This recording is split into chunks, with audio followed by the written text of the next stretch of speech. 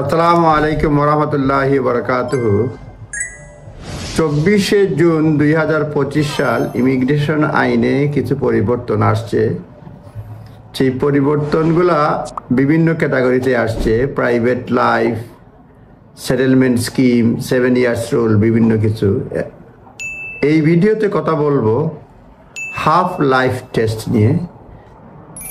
আমরা জানি যাদের বয়স 18 থেকে 25 বছর at the date of application arrived in the UK before the age of 18 and spent at least half of their life continuously in the UK, কেউ যদি 18 থেকে 25 বছর বয়সের মধ্যে হয়, 18 বছর বয়সের পূর্বে ব্রিটেনে এসে থাকে এবং spend at least half life in the UK, তারা লিভ পেতে পারে।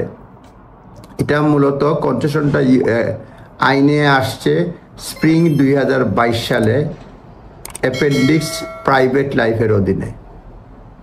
এখন যেটা নতুন পরিবর্তন করছে যে এই যে স্প্রিং 2022 সাল, মোস্ট পসিবলি 20শে জুন 2022 সালে এই আইন আসছে। কেউ যদি হাফ লাইফ স্পেন্ড করে তাহলে সে অ্যাপ্লাই করবে, 5 বছরের লিভ হবে, 5 বছরের পরে ইনডিফিনিট লিভ টু রিমেইন পাবেন।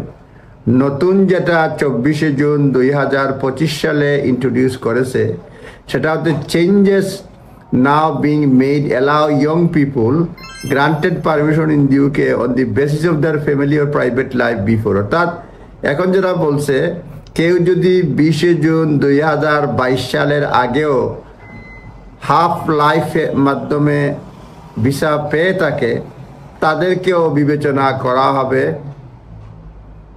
5 ইয়ার্স সেটেলমেন্টের জন্য।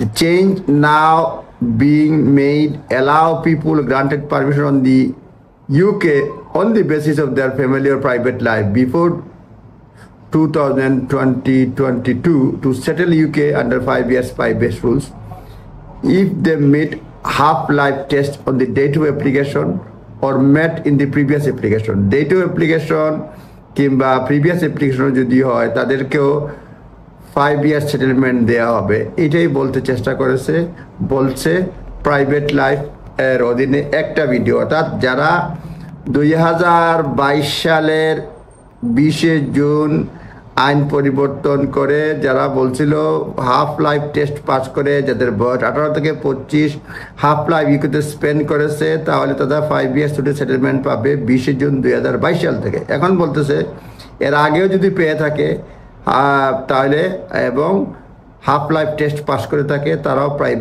5 ইয়ার্স সেটেলমেন্ট পাবে। এই হচ্ছে মোটামুটি সারমর্ম নিজ দায়িত্বে দেখে নেবেন। ধন্যবাদ। আসসালামু আলাইকুম।